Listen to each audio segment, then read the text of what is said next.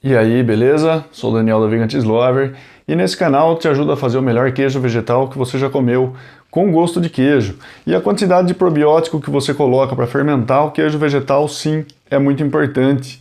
E quando a gente faz isso utilizando qualquer tipo de bactéria comprada, é muito mais fácil porque o próprio laboratório, o fornecedor, ele já vai dizer o quanto que você vai utilizar para fermentar o seu queijo vegetal. Agora, quando a gente está fazendo uma fermentação selvagem, usando algum probiótico caseiro, algo que você fez, aí a coisa muda um pouco de figura. Talvez isso possa trazer alguma dificuldade, justamente por não saber qual é a quantidade correta para ser colocado.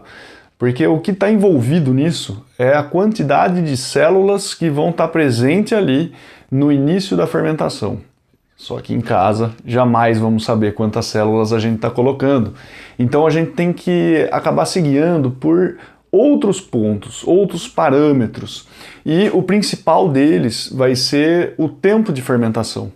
E isso porque se a gente coloca pouco ou se a gente coloca muito, isso vai interferir no desenvolvimento dessa vida ali na nossa massa de queijo vegetal, né? Vai impactar na velocidade da fermentação e no resultado final.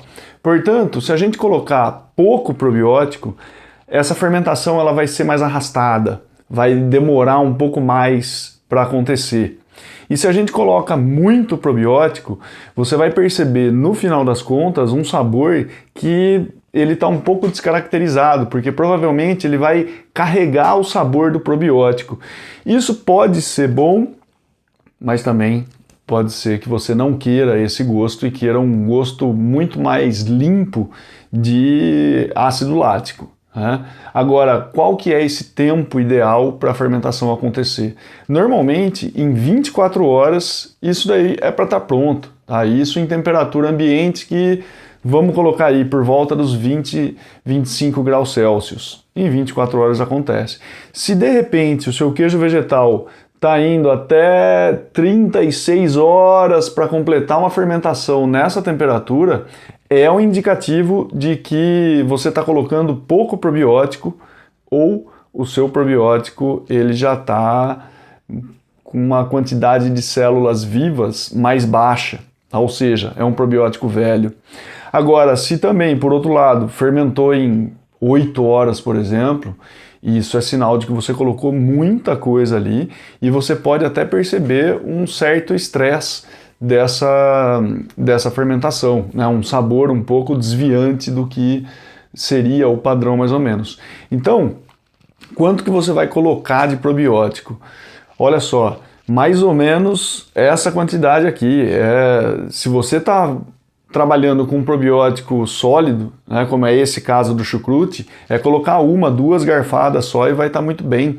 Esse queijo vegetal que eu fiz, ele não teve depois nenhum gosto de chucrute. Isso porque a quantidade que eu coloquei, ela foi mínima o suficiente para delegar um sabor de chucrute nesse montante, mas também foi boa o suficiente para ter bactérias que fermentassem isso nesse tempo de até 24 horas mais ou menos. Né? Agora, quando se trata de um probiótico líquido, aí a coisa muda um pouco de figura, porque você não vai se guiar só pela quantidade de células, mas também, né, ou pelo tempo de fermentação, mas também a quantidade de líquido que você vai incorporar na sua massa. Isso porque se você colocar muito líquido, pode ser que você não consiga depois dar um formato para esse queijo vegetal, né? Manter ele enquanto uma peça, porque aí ele vai estar muito mais cremoso.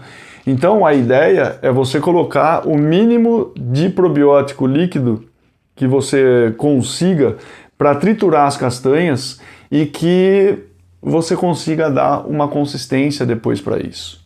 Isso daí não vai ser tanta coisa assim que vai estressar as bactérias e no fim das contas você vai ter algum sabor desviante, mas também não vai ser insuficiente. Dificilmente você vai colocar uma quantidade insuficiente quando se trata de líquido né?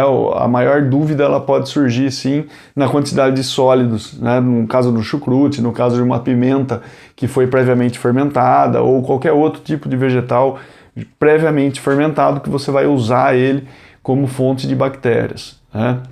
Mas na questão líquida vai ser mais tranquilo. Se você usar o mínimo para triturar as suas castanhas, já vai ter uma quantidade suficiente de bactérias para fermentar.